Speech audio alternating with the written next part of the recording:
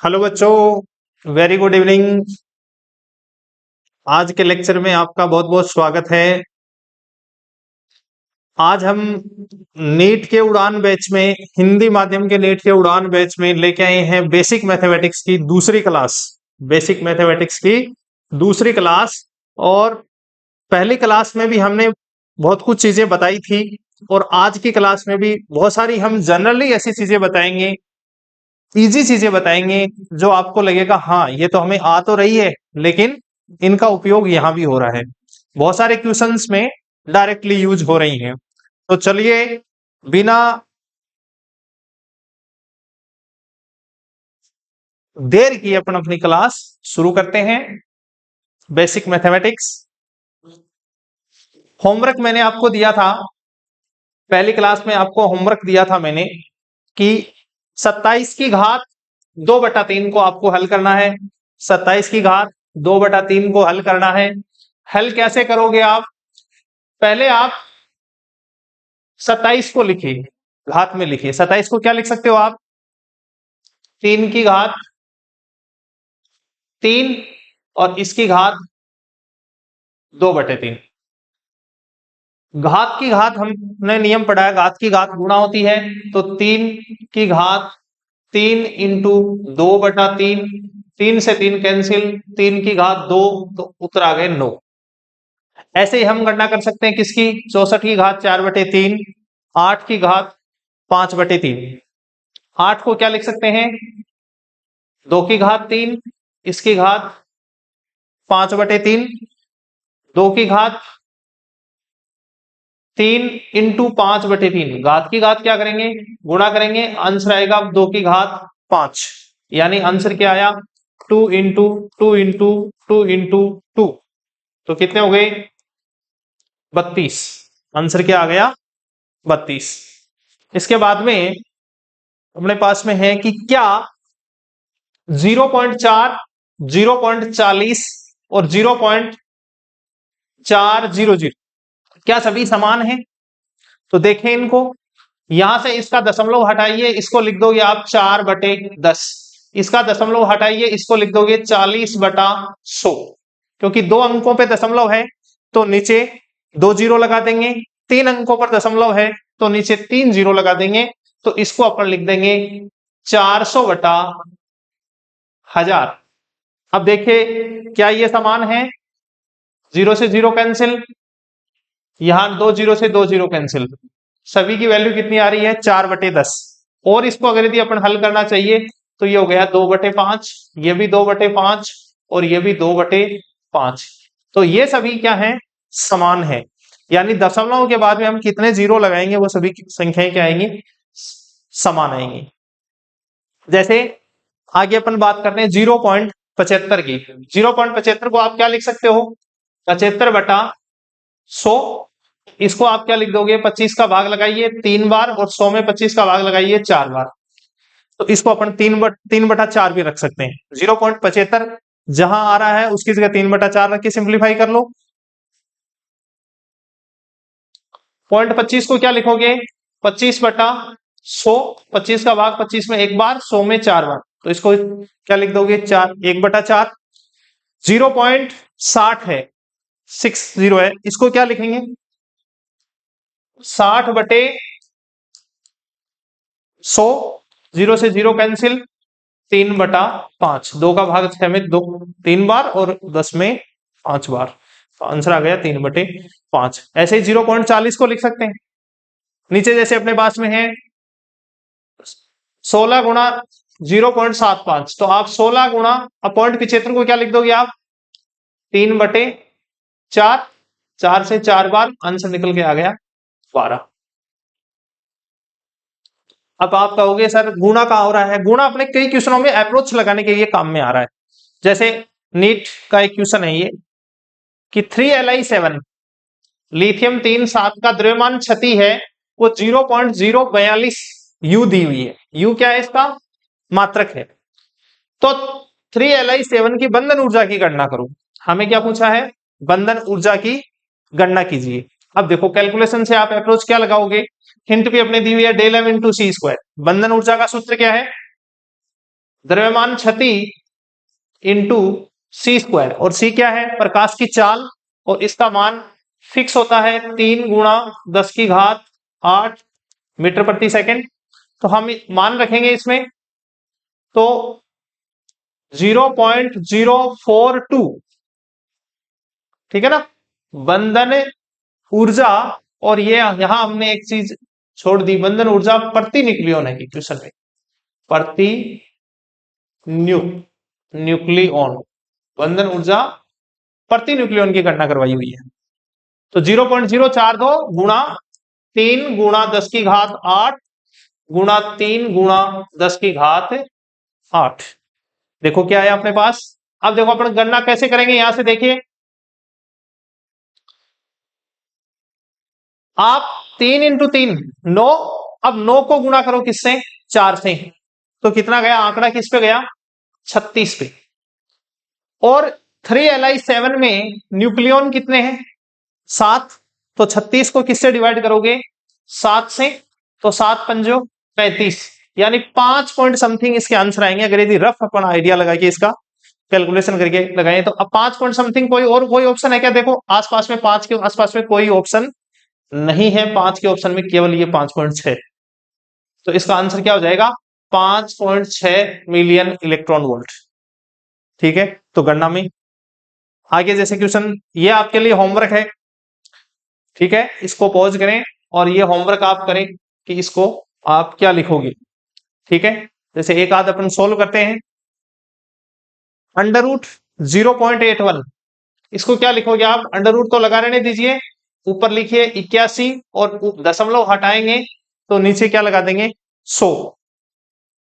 आगे क्या आएगा? ये 81 किसका स्क्वायर है? 9 का, तो 81 का अंडर रूट 9 और 100 का अंडर रूट 10, आंसर आ गए 9/10। जैसे 0.25 है तो इसको क्या लिख दोगे आप? अंडर रूट में 25/100, तो आगे ही आ जाएगा 25 का अंडर रूट 5, 100 का अंडर रूट 4, सॉरी 100 का अंडर रूट 10, आंसर आ गए 0.5। ऐसे गलती नहीं होनी चाहिए इनमें। जैसे 0.25 का क्यूब है, तो मतलब 0.5 का क्यूब है, तो 0.5 इंटू 0.5 इंटू 0.5, है ना। 5 को 5 से मल्टी किया 25, 25 को 5 से गुणा किया तो 125। दशमलव कितने स्थान पे? तो गुणा में दशमलव क्या होता है? सभी का जुड़ता है। यहाँ एक अंक पर, यहाँ एक अंक पर, यहाँ एक अंक, तो 1 1 2 और 1 3, यानी दशमलव कितने पर लेंगे? इकाई के अंक से 3 अंक पर अपन दशमलव लगा देंगे। 0.1 का स्क्वायर है, तो यहाँ क्या लिखेंगे? 0.1 गुणा 0.1। अब 1 को 1 से गुणा करोगे तो 1 ही आएगा, लेकिन यहां देखिए एक अंक पर दशमलव है, यहां भी एक अंक पर दशमलव है, तो इधर आप परिणाम में इसके चलोगे तो इकाई से 2 अंक पर दशमलव लगेगा, एक, दूसरा 0 लगा दीजिए, ये लो आंसर आएगा 0.01,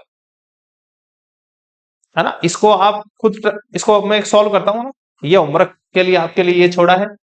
ये क्या है? 81 है ना, इसको लिख देंगे अंडर रूट 0.81 गुणा 10 की घात 4 है, तो इसको लिखेंगे हम 81/100 इंटू 10 की घात 4, तो ये क्या हो जाएगा?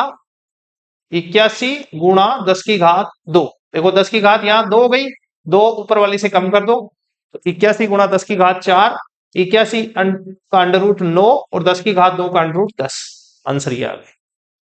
अब आप लोगों के लिए होमवर्क ये है कि आप इसको कीजिए,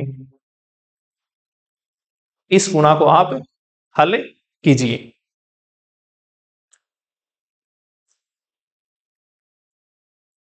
कुछ टॉपिक और है अपने पास, भिन्न के जोड़ बाकी गुणा भाग, भिन्नों के जोड़ बाकी गुणा भाग भी अपने को आने चाहिए। जरूरी नहीं कि हर बार अपने को कंप्लीट संख्या दी हो, भिन्न भी आ सकती है। जैसे 0.84 में से 0.07 घटाएंगे, ठीक है, तो अब देखिए यहाँ 2 अंक पर दशमलव है, यहाँ भी 2 अंक पर दशमलव है, ठीक है ना। एक तरीका तो ये है कि इसको अपन आप ये देख लो कि यहाँ 2 अंक पर दशमलव है, यहाँ 2 अंक पर दशमलव है, तो 84 में से सीधा घटा दो 7, और 84 में से 7 गए तो कितने बचे? कितने बचेंगे? 77, 77 बचेंगे क्या? तो 77 बचेंगे और 2 अंक पर दशमलव वापस लगा दीजिए। एक तरीका तो ये है, और दूसरा तरीका क्या है, आप ऐसे लिख लो 0.84 और यहां लिख लीजिए 0.07 और इसको माइनस कर दो। ये 8, 4 में से 7 जाएंगे नहीं, तो 8 ने क्या किया, 4 को एक उधार दिया, ये बन गए 14, 14 में से 7 गए तो बचे 7।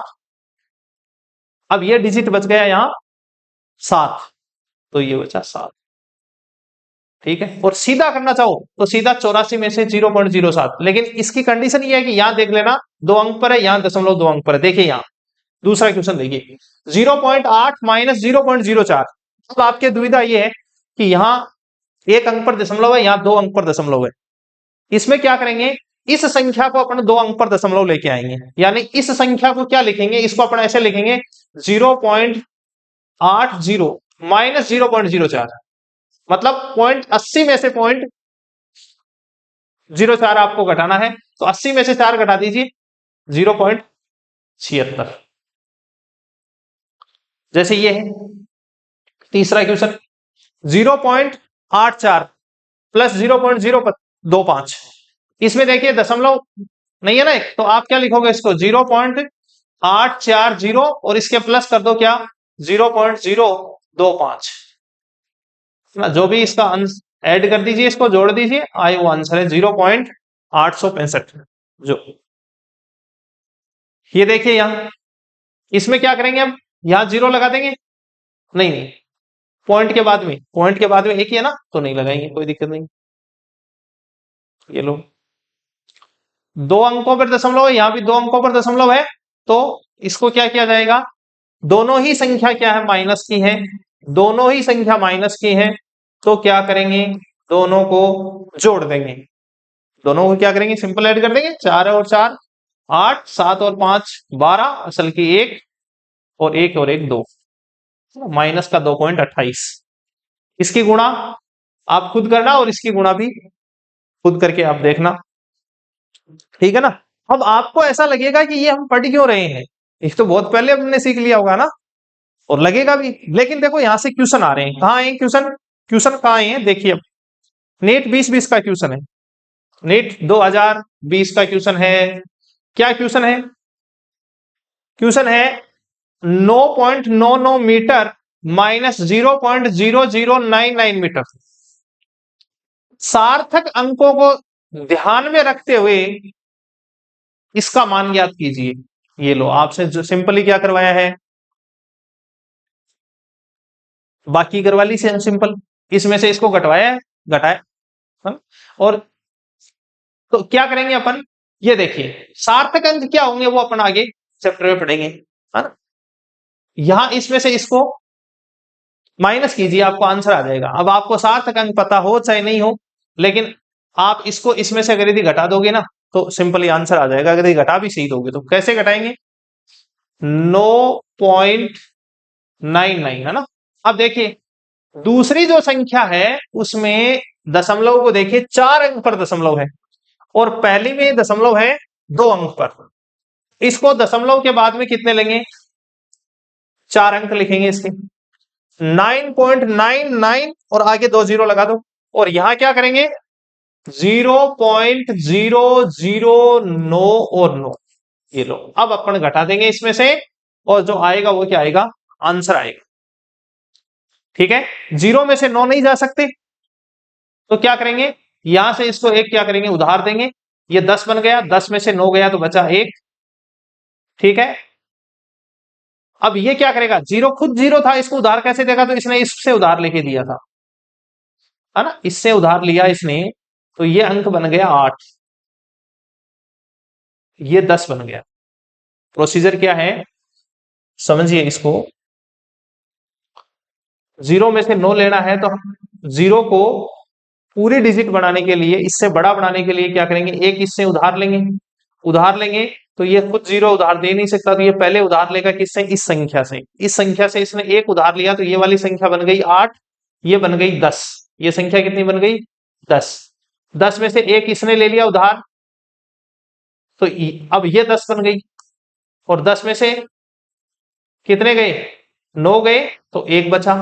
अब देखो इस संख्या ने, ये 10 बनी थी, इसने एक इसको उधार दे दिया, तो बची कितनी 9, 9 में से 9 गए तो कितने बचे 0, यहां संख्या थी 8, 8 में से 0 गए तो 8, और यहां क्या बचेगा, 9 में से 0 गए तो 9 पॉइंट, आगे क्या जाएगा 9।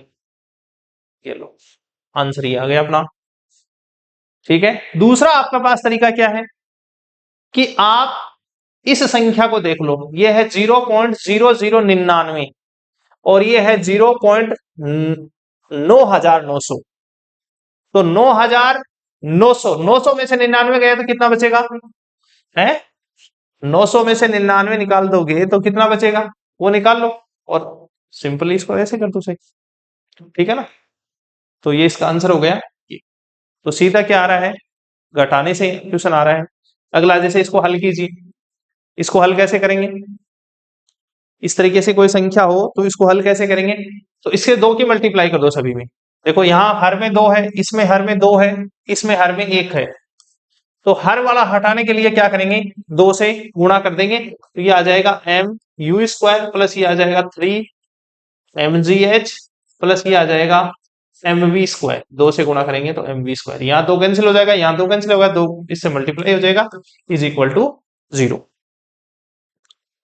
नेक्स्ट देखिए पाई की वैल्यू 22/7 लेते हैं अपन रेडियन में, या 3.14, ये वैल्यू किस में है, ये रेडियन में, तो पाई का स्क्वायर करेंगे वो लगभग इक्वल टू आएगा 9.8 के, है ना, लगभग इक्वल टू अपन 10 भी ले सकते हैं, 9.8 भी ले सकते हैं।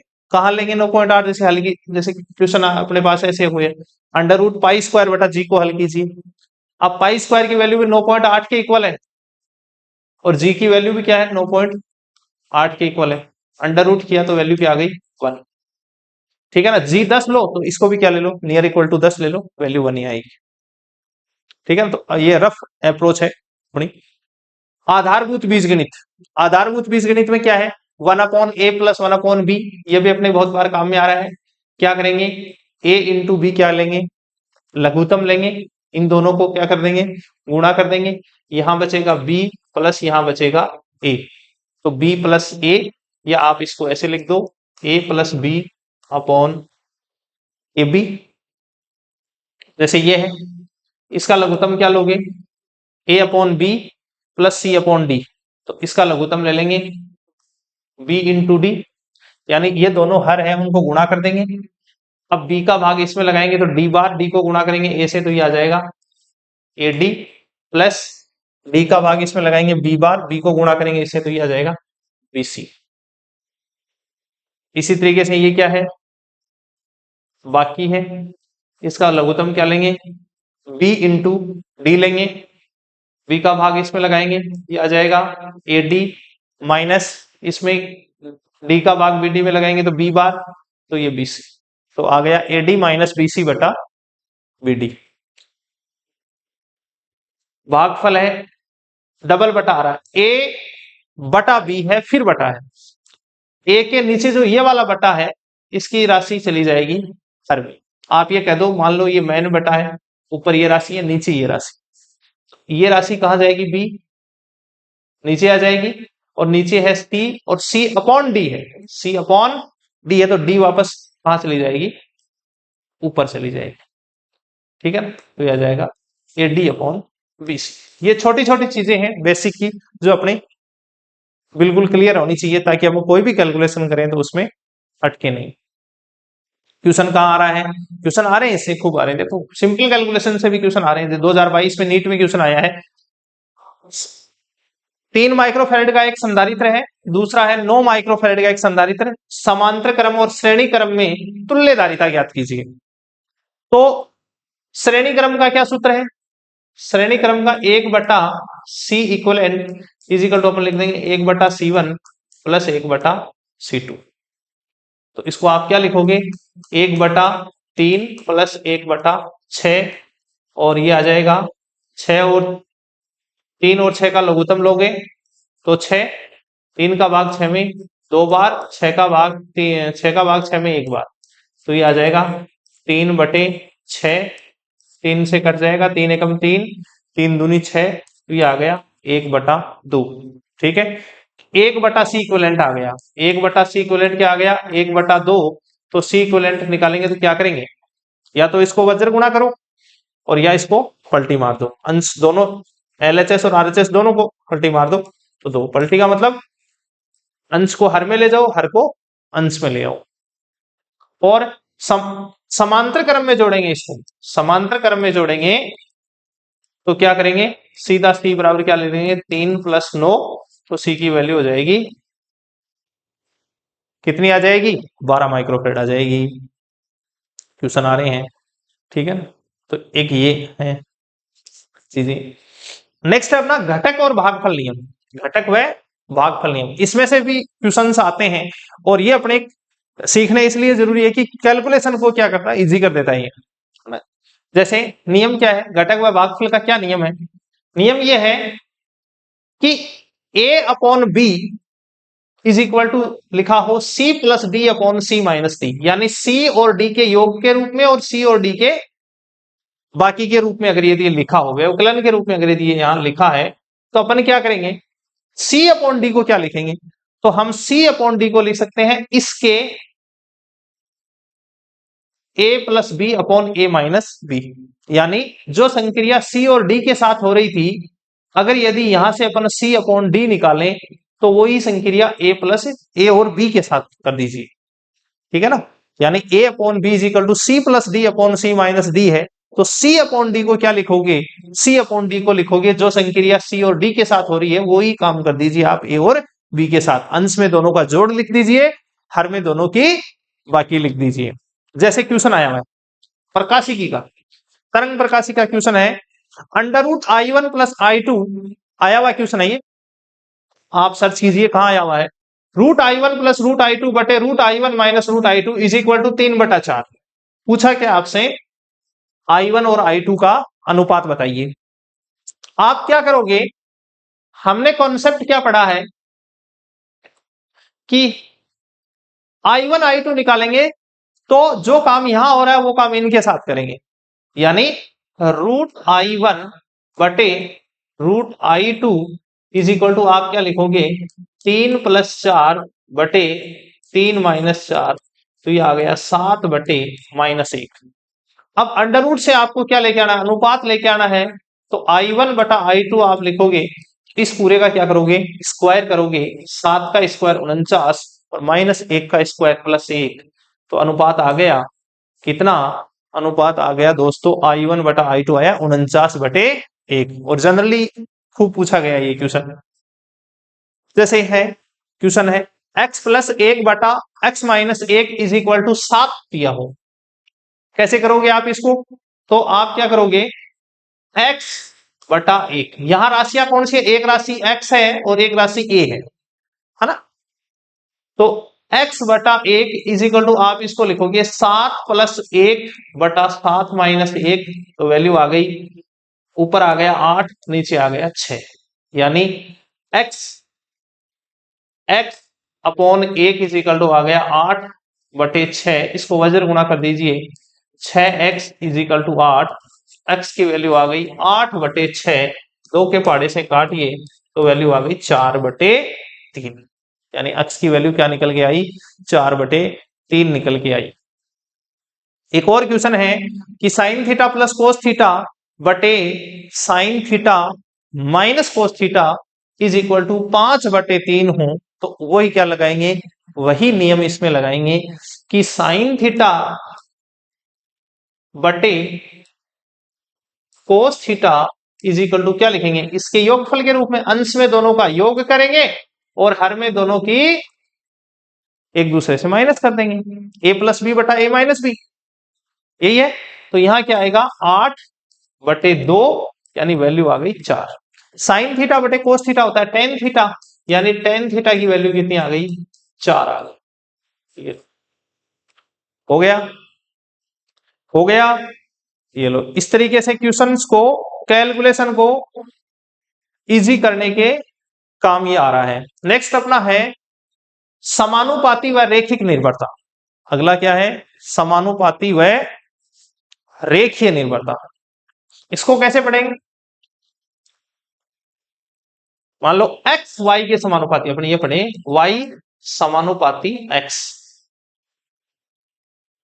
इसका मतलब है कि y x के समानुपाती है, y x के समानुपाती है। और क्या है?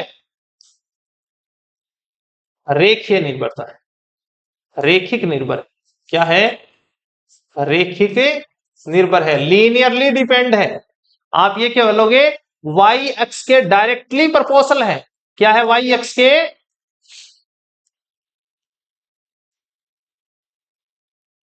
x है वो y के डायरेक्टली प्रोपोर्शनल है। और क्या है? लीनियरली भी डिपेंड है, यानी लीनियरली डिपेंड है, लीनियरली डिपेंड है, दोनों चीजें यहां। और इसका मतलब है कि आप x को 2 गुना करोगे तो y 2 गुना बढ़ेगा, x को 3 गुना करोगे तो y 3 गुना बढ़ेगा, x को 5 गुना करोगे तो y 5 गुना बढ़ेगा, x को 2 गुना कम करो, x को कम करोगे, डिक्रीज करोगे, x को कम करोगे तो y कम हो जाएगा, x को बढ़ाओगे तो y बढ़ जाएगा, है ना। जिस अनुपात में x बढ़ेगा उसी अनुपात में y बढ़ जाएगा। और दोनों के बीच में जो ग्राफ आएगा वो y और x, इसमें जो ग्राफ आएगा वो ऐसा आएगा ना, आयताकार परवलय,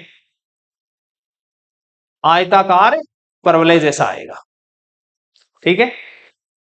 अगर यदि आपने ऐसे लिख दिया y इज इक्वल टू के एक्स प्लस सी, अब बताइए क्या y x पर के प्रोपोर्शनल है? क्या y x पर तो क्या समानुपाती है? क्या डायरेक्टली प्रोपोर्शनल नहीं है? यहां y x के डायरेक्टली प्रोपोर्शनल नहीं है, जबकि क्या है? रेखीय निर्भर है। क्या है? डायरेक्टली प्रोपोर्शनल नहीं है, रेखिक निर्भर है। क्या चीज है? रेखिक निर्भर है। ठीक है। और यहां इसको सी को बोलते हैं अंतःखंड, सी को बोला जाता है अंतःखंड। अगर यदि हम इस कंडीशन में x को दुगुना करेंगे तो y की वैल्यू दुगुनी नहीं होगी, दुगुनी से ज्यादा होगी। सी आ रहा ना प्लस में, x को दुगुना करने पर y की वैल्यू दुगुनी से ज्यादा होगी। x को क्या करेंगे? दुगुना, x को दुगुना करने पर y दुगुने से ज्यादा होगा, दुगुने से ज्यादा। नीट में क्वेश्चन आए हुए यहां से, इसी कॉन्सेप्ट से, है ना। आप कहोगे कि सर ये क्या हुआ? y इज इक्वल टू के एक्स माइनस सी हो, प्लस की जगह ये c प्लस की जगह क्या हो? माइनस में हो, माइनस में हो तो अब x को डबल करेंगे तो y की वैल्यू डबल नहीं होगी, डबल से कम होगी। यानी x को दुगुना करने पर, दुगुना करने पर, दुगुना करने पर y दुगुने से कम, y दुगुने से कम, क्योंकि अंतःखंड का मान ऋणात्मक है, क्योंकि अंतःखंड का मान क्या है? ऋणात्मक है। ठीक है। तो ये चीज अपने को कॉन्सेप्ट बहुत अच्छी से याद रखना है कि y x के समानुपाती है तो आयताकार परवलय टाइप का ग्राफ आता है। और क्या आता है? और x को कम करेंगे तो y कम होगा, x को बढ़ाएंगे तो y बढ़ेगा, x को डबल करेंगे y दुगुना होगा, x को 4 गुना करेंगे y 4 गुना होगा। इसको क्या बोलोगे? x समानुपाती तो है ही है, रेखिक निर्भर भी है। ये दोनों चीज है, x y और x के क्या है? समानुपाती भी है और क्या है? रेखीय निर्भर भी है, दोनों चीज है। लेकिन अगर यदि आपने ऐसे लिखा y इज इक्वल टू के एक्स प्लस सी, अब आप x को डबल करोगे तो y की वैल्यू डबल से ज्यादा होगी, y की वैल्यू डबल नहीं होगी, डबल से ज्यादा होगी, क्योंकि यहां सी और ऐड हो रहा है। और क्या चीज है? इस कंडीशन में y x के समानुपाती नहीं है, डायरेक्टली प्रोपोर्शनल नहीं है, तो क्या है? रेखीय निर्भर है। किस तरह की निर्भरता है? रेखिक निर्भरता है। और y इज इक्वल टू के एक्स माइनस सी रखेंगे, इस कंडीशन में भी क्या होगा कि y x के समानुपाती नहीं होगा, क्या होगा? रेखिक निर्भर होगा। x को डबल करेंगे तो y की वैल्यू डबल से कम होगी, और यहां x को डबल करेंगे तो y की वैल्यू डबल से ज्यादा होगी। ठीक है। तो हम इसको क्यों पढ़ रहे हैं क्वेश्चन आ रहे हैं यहां से भी, क्वेश्चन नीट में क्वेश्चन आया हुआ है, क्वेश्चन आया हुआ है कि प्रकाश विद्युत प्रभाव में आवृत्ति दुगुनी करने पर इलेक्ट्रॉन की अधिकतम गतिज ऊर्जा होगी।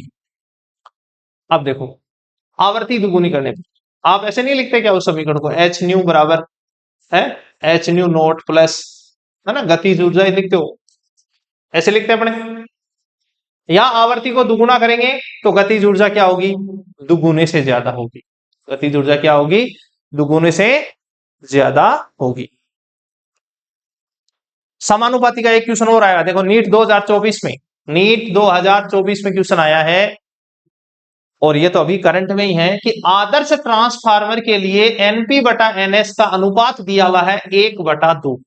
आदर्श ट्रांसफार्मर के लिए प्राथमिक कुंडली और द्वितीय कुंडली में फेरों की संख्या का अनुपात 1/2 है, तो वीएस बटा वीपी का मान होगा, वीएस बटा वीपी का मान होगा। तो बिल्कुल इजी है क्या ये, देखो हमें ये पता है कि वीएस बटा वीपी, वीएस बटा वीपी इज इक्वल टू होता है एनएस बटा एनपी। हमें दिया है एनपी बटा एनएस, क्या दिया हुआ है 1/2। हमें दिया है एनपी बटा एनएस, क्या दिया हुआ है 1/2। एनपी के सामने का अनुपात है 1, एनएस के अनुपात है 2। तो आप यहां इसको लिखोगे तो क्या लिखोगे, एनएस के सामने का अनुपात 2 है तो ऊपर 2 आएगा, और एनपी के सामने का अनुपात 1 है तो नीचे 1 आएगा, यानी अनुपात बदल गया। तो अनुपात क्या आएगा, 2/1। उत्तर क्या आया, 2/1। ये लो जी, समानुपाती का कॉन्सेप्ट अपने ढंग से क्लियर है, क्वेश्चन आराम से हो जाएगा, सूत्र से ही हो जाएगा। 97 में एक क्वेश्चन और आया हुआ है कि दो बल्ब जिनके दो बल्ब जो श्रेणी क्रम में लगे हैं, है ना, ये क्वेश्चन जो श्रेणी क्रम में लगे हैं जिनके प्रतिरोधों का अनुपात 1:2 है। दो बल्ब जो श्रेणी क्रम में लगे हुए हैं, प्रतिरोधों का अनुपात क्या है, 1:2 है। तो शक्ति का अनुपात ज्ञात कीजिए। किसका अनुपात पूछ लिया, शक्ति का अनुपात पूछ लिया।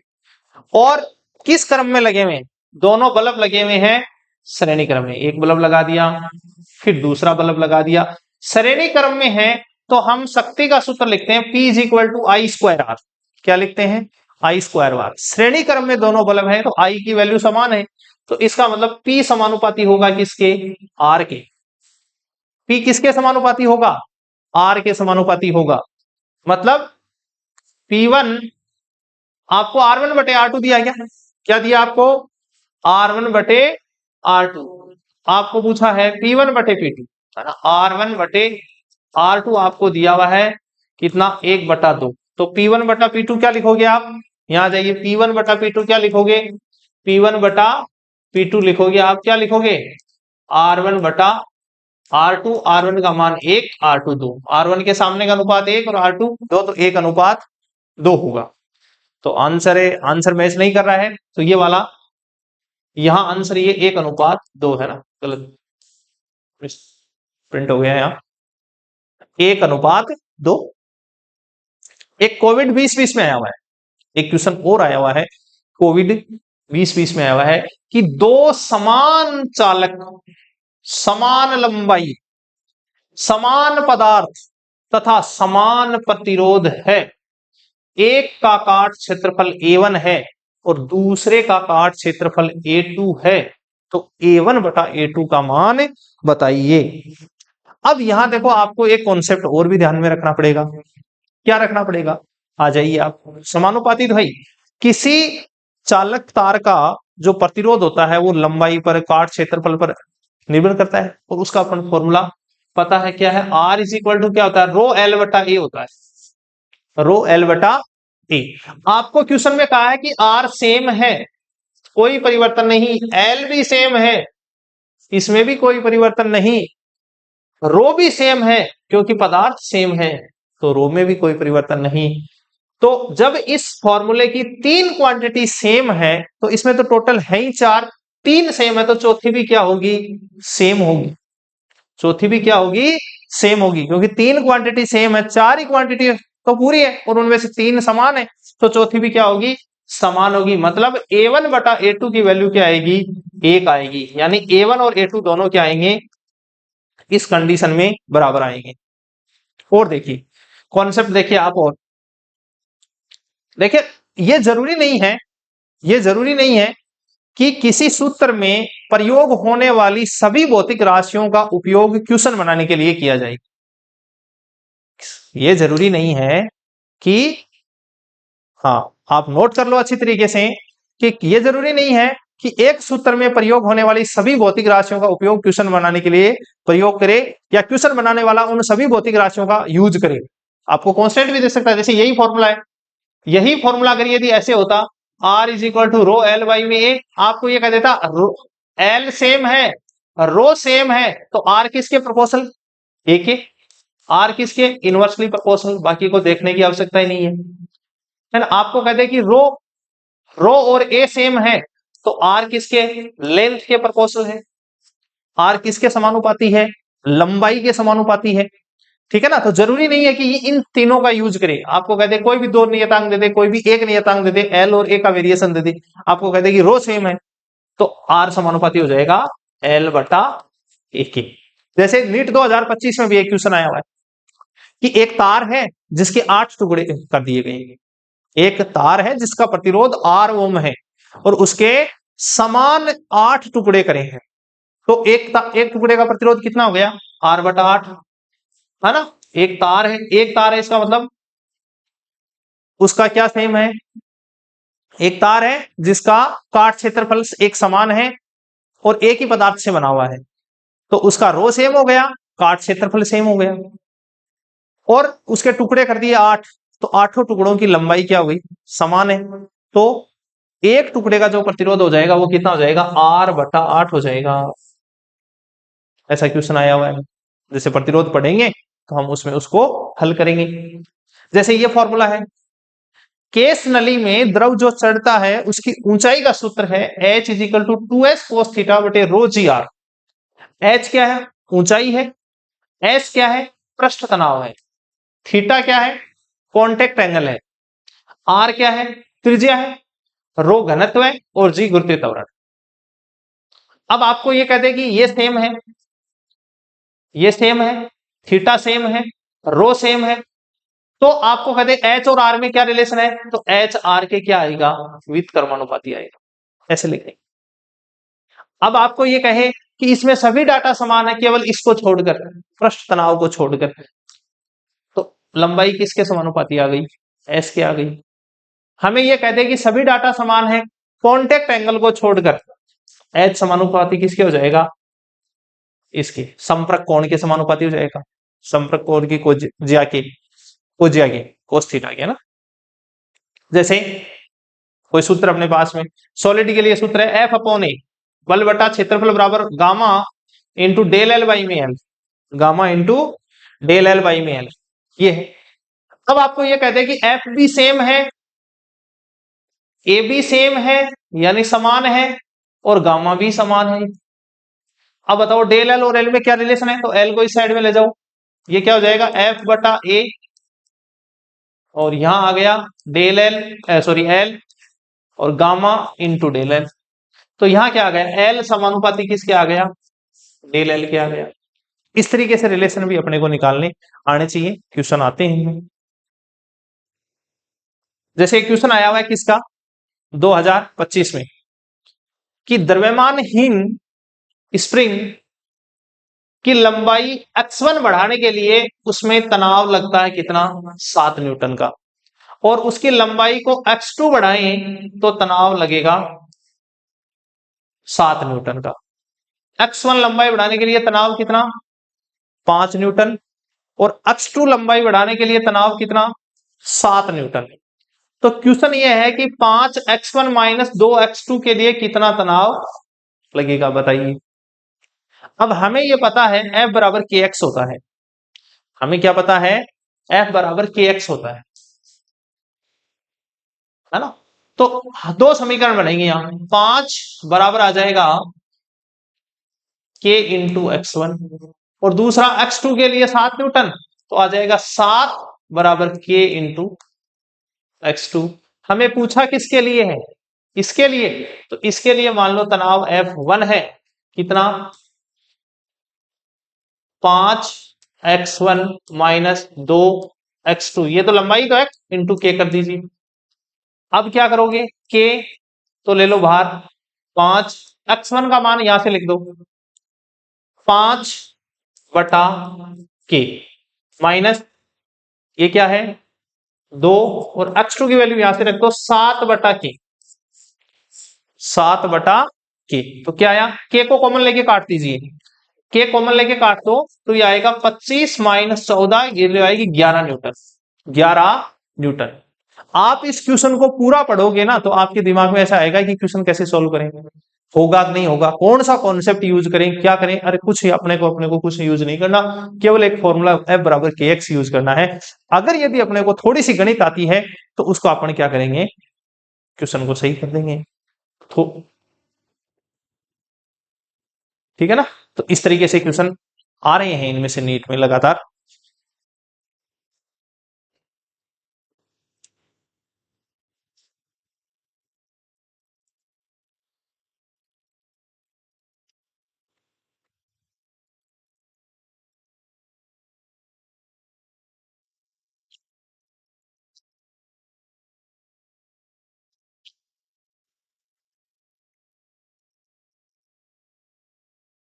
आगे आ जाइए, y अक्ष के व्युत्क्रमानुपाती हो, y अक्ष के व्युत्क्रमानुपाती हो, y अक्ष के व्युत्क्रमानुपाती अगर यदि इस तरीके से है, इसमें क्या है कि आप अक्ष को कम करोगे, अक्ष को कम करोगे तो y बढ़ेगा, और अक्ष को बढ़ाओगे तो y कम होगा, यानी मामला क्या होगा, उल्टा होगा। रिलेशन क्या है, उल्टा रिलेशन है ये, है ना। आप इसको या तो ये पढ़ो कि y अक्ष के व्युत्क्रमानुपाती है, या ऐसे पढ़िए कि y 1/x के समानुपाती है।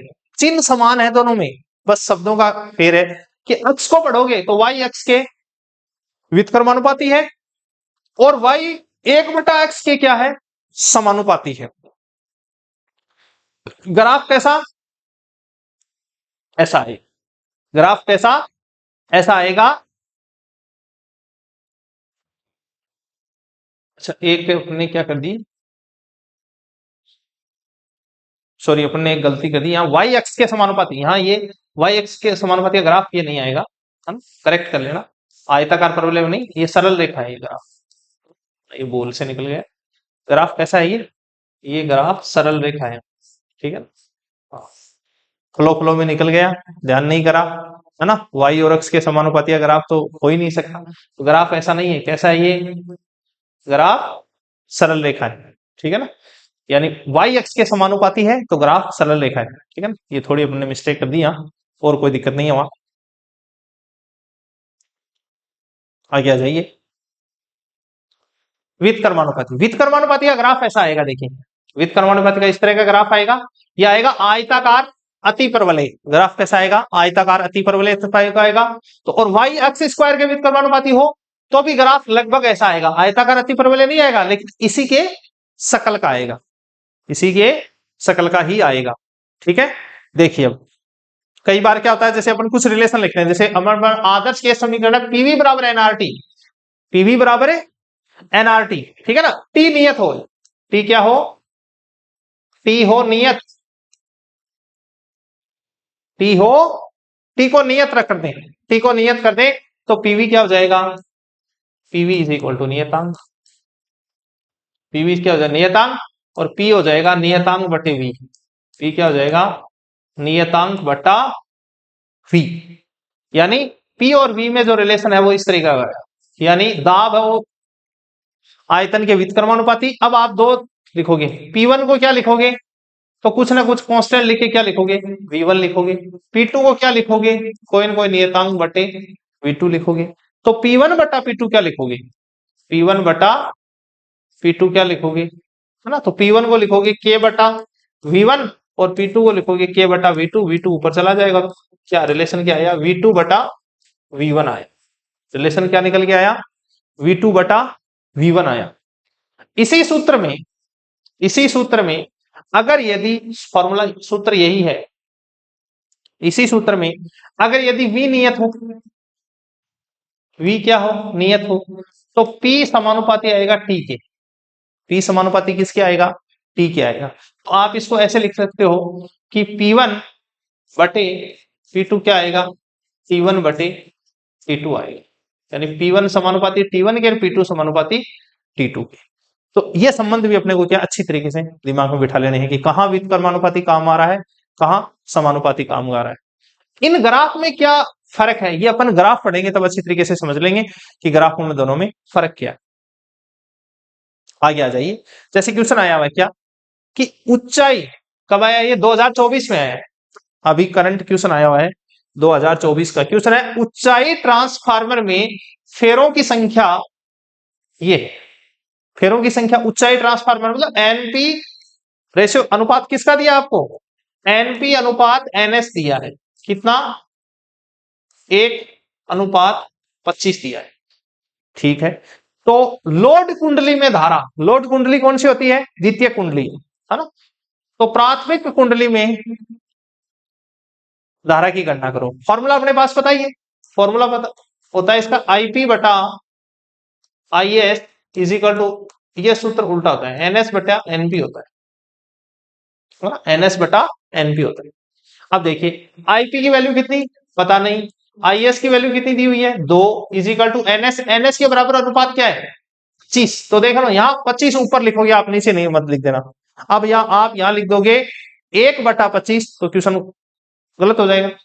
एनपी के लिए अनुपात क्या है, यहां आपको ऐसे दिया हुआ है, यहां लिख लेते हैं उसको, हमें दिया है एनपी बटा एनएस इज इक्वल टू 1/25, यानी एनपी के सामने का अनुपात कितना है 1 है और एनएस के सामने का अनुपात कितना है 25 है। तो ये आएगा एनएस पहले लिखोगे आप, फॉर्मूले में क्या है आईपी बटा IS is equal to NP बटा एनएस, एनएस ऊपर आएगा तो एनएस का अनुपात ऊपर 25 बटा एनपी नीचे तो इसका अनुपात 1, तो इसको वजर गुणा करोगे तो उत्तर आएगा 2 गुणा 25 यानी 50 एम्पियर। देखिए कौन सा ऑप्शन, दूसरा ऑप्शन करेक्ट है। ये क्वेश्चन 24 में आया हुआ है, कोई बहुत ज्यादा पहले का नहीं आया हुआ है, 24 का क्वेश्चन आया हुआ है और सीधा कैलकुलेशन बेस है, सीधा फॉर्मूला बेस है। देखिए अपने को पढ़ना वाई एक्स स्क्वायर के समानुपाती हो ना, क्वेश्चन अपने पास में उसके डिजाइन किए हुए सारी, वाई एक्स स्क्वायर के समानुपाती हो, समानुपाती, इसको क्या लिखें वाई समानुपाती एक्स स्क्वायर, वाई समानुपाती एक्स स्क्वायर, और इसका जो वाई इज इक्वल टू के एक्स स्क्वायर। और क्या रिलेशन है यहां से कि आप एक्स को दुगुना करोगे तो वाई कितना हो जाएगा 4 गुना हो जाएगा, एक्स को आपने 3 गुना कर दिया तो वाई 9 गुना हो जाएगा, एक्स को 10 गुना कर दिया तो वाई 100 गुना हो जाएगा, स्क्वायर के हिसाब से बढ़ेगा। और इसका जो ग्राफ आएगा, इसका जो ग्राफ आएगा वो परवलय टाइप का ग्राफ आएगा। कैसा ग्राफ आएगा, इस तरीके का ग्राफ आएगा जो अपन ग्राफ में और भी पढ़ेंगे। y1 बटा y2 क्या लिखोगे यहां से, अनुपात में क्वेश्चन में अपने को ये पूछते हैं, है ना, हाइड्रोजन परमाणु में त्रिज्याओं का अनुपात पूछ लिया क्योंकि त्रिज्या है वो n स्क्वायर के समानुपाती होती है। तो जैसे k x1 स्क्वायर बटा k x2 स्क्वायर, k से k कैंसिल हो गया, y1 बटा y2 क्या लिख सकते हो आप, x1 स्क्वायर बटा x2 का स्क्वायर। y को दुगुना, x को दुगुना करोगे तो y कितना हो जाएगा। अब आपको मैं कह दूं कि y को 9 गुना किया है तो x कितना हो जाएगा, तो देखो आप मान लो इसको आपने ऐसे लिख दिया y is equal to X square, X square is equal to Y, तो x इज इक्वल टू क्या हो गया अंडर रूट वाई। आपने अगर यदि y को 9 गुना कर दिया, y को 9 गुना कर दिया तो x कितना होगा 3 गुना हो जाएगा, x कितना होगा 3 गुना, क्योंकि अंडर रूट हो गया ना। तो दोनों दोनों अपने को ध्यान में रखना ये। जैसे इसमें क्वेश्चन आया हुआ नीट 2022 में क्वेश्चन आया हुआ, एक नीट 2022 में क्वेश्चन आया है, क्या क्वेश्चन आया है कि हाइड्रोजन परमाणु में दूसरे कक्षा की त्रिज्या R1 व चौथे कक्षक की त्रिज्या R2 है का अनुपात होगा। यानी हाइड्रोजन, सीधा क्वेश्चन है, तो कोई पहले बहुत ज्यादा कोई पुराना क्वेश्चन नहीं है, 22 का क्वेश्चन है कि हाइड्रोजन परमाणु में दूसरे कक्षक की त्रिज्या R1 और दूसरे चौथे कक्षक की त्रिज्या R2 है, तो R1 अपॉन R2 का मान क्या होगा। R1 R आपको पता है समानुपाती होती है किसके, n स्क्वायर की, किसके, n स्क्वायर की। आपको पहला क्या R1 क्या है, R1 को आप डायरेक्ट लिख लो, दूसरे कक्षक की त्रिज्या तो 2 का स्क्वायर यानी 4। R2 क्या है, क्या है R2, R2 है चौथे कक्षक की त्रिज्या, यानी n की वैल्यू 4, तो 4 का स्क्वायर 16, तो R1 बटा R2 क्या आ गया, 4/16, यानी 1/4 आ गया। R1 बटा R2 क्या आ गया, 1/R1 अनुपात होगा 1/4, 0.25 हो गया, आंसर क्या हो गया, 0.25 हो गया। और इसी क्वेश्चन में अपने को पूछ ले कि R2 बटा R1 क्या होगा, तो उल्टा हो जाएगा, बस 4 आ जाएगा। तो अपने को जैसे एक और पूछा हुआ है, क्या पूछा हुआ है, हाइड्रोजन परमाणु में प्रथम कक्षा की त्रिज्या ये प्रथम कक्षा की त्रिज्या दी हुई है कितनी, 5.3 गुणा 10 की घात -11 मीटर है। तीसरे कक्षा की त्रिज्या ज्ञात करो। देखो प्रथम की दी हुई है, प्रथम की दी हुई है, आर होता है एन स्क्वायर की, आर बराबर एन, एक एन की वैल्यू 1, तो पहले कक्षक की तो दी हुई है ये, और तीसरे की पूछी है आपको, तो तीसरे की क्या होगी, 3 का स्क्वायर, यानी ये सीधे सीधे ये किससे गुणा हो जाएगी, 9 से गुणा हो जाएगी, यानी ये प्रथम की 9 गुणा होगी, प्रथम की क्या हो जाएगी, 9 गुना हो जाएगी। तो ये संख्या किससे हो जाएगी, 5.3 गुणा 10 की घात -11 को गुणा कर दोगे किससे, 9 से गुणा कर दोगे, तो आंकड़ा कितना आएगा अपने पास में, 9 पंजो 45, देखो 27, 2 45 और 2 47 गुणा 10 की घात -11, एक घात को कम कीजिए, एंगस्ट्रम में ले रहे हो तो गांव को ऐसे लिखिए, एक अंक पर दशमलव, तो दशमलव यहां आएगा, 10 की घात -1 और 10 की घात -10, -10 को क्या लिख देंगे, 10 की घात -11 है, उसको लिखो 10 की घात -1 इंटू 10 की घात -10, 10 की घात -10 को एंगस्ट्रम हो गया, और 10 की घात -1 है, तो इसको आप ऐसे भी लिख सकते हो, और ज्यादा इसको सिंप्लीफाई करो तो 10 नीचे लिख दो इंटू 10 की घात -10, आगे सोल्व करोगे तो ये आ जाएगा 4.77 एंगस्ट्रम आ जाएगा, 10 की घात -10 क्या हो जाएगा, एंगस्ट्रम, तो ऑप्शन पहला करेक्ट है।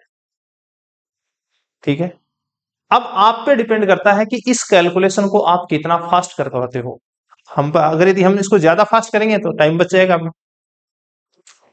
ना, बाकी करना क्या है, इसको 9 से मल्टीप्लाई करना है, मेन चीज क्या है, इसको 9 से गुणा करो और मीटर दिया हुआ है उसको एंगस्ट्रम में कन्वर्ट कर दो।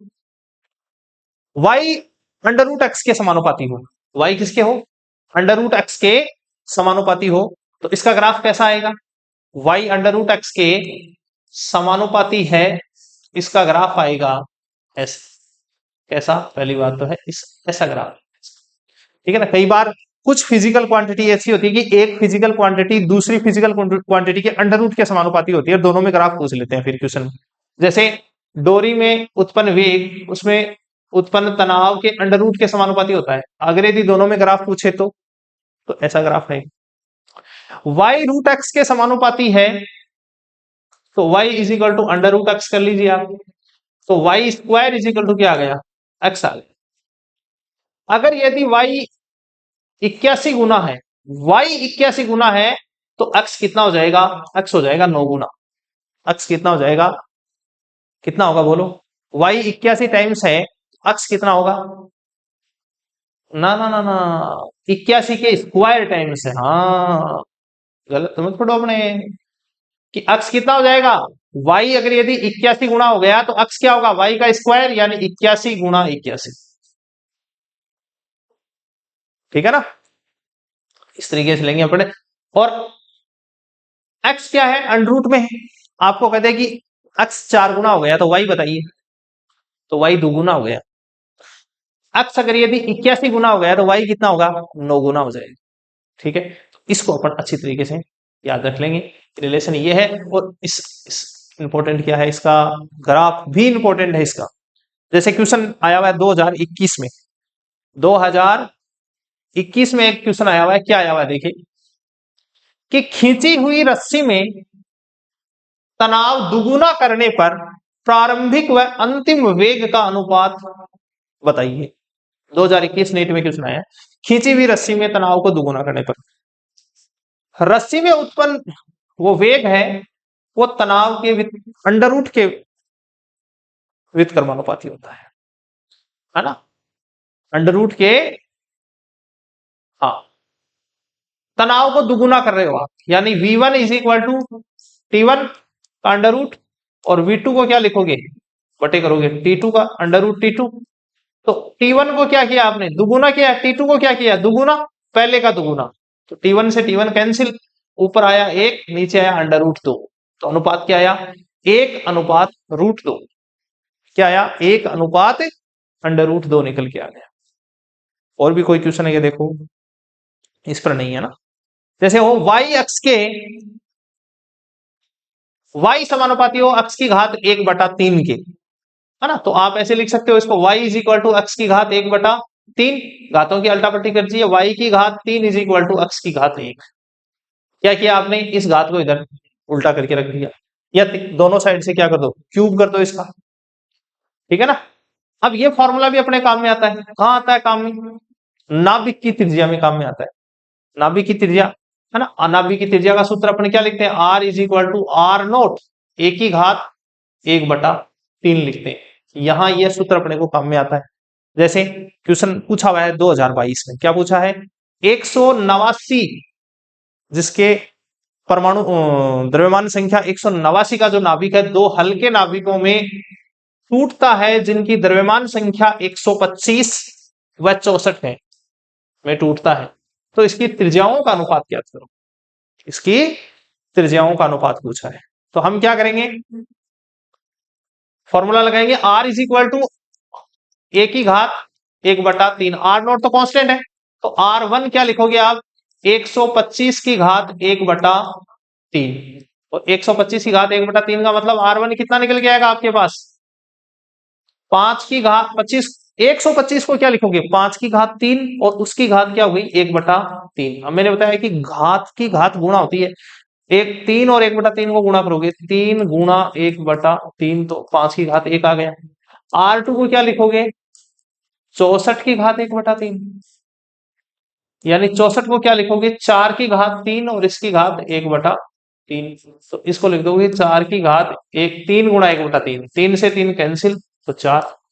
तो R1/R2 क्या आया अपने पास निकल के, R1/R2 आया 5/4, अनुपात आ गया 5/4। C option correct. बस सूत्र याद हो डायरेक्ट क्वेश्चन कर सकते हैं, हाँ, बस कैलकुलेशन अपने को आनी चाहिए कि ये अंदर वाली जो कैलकुलेशन है 125 की घात 1/3, इसको हल कैसे करें।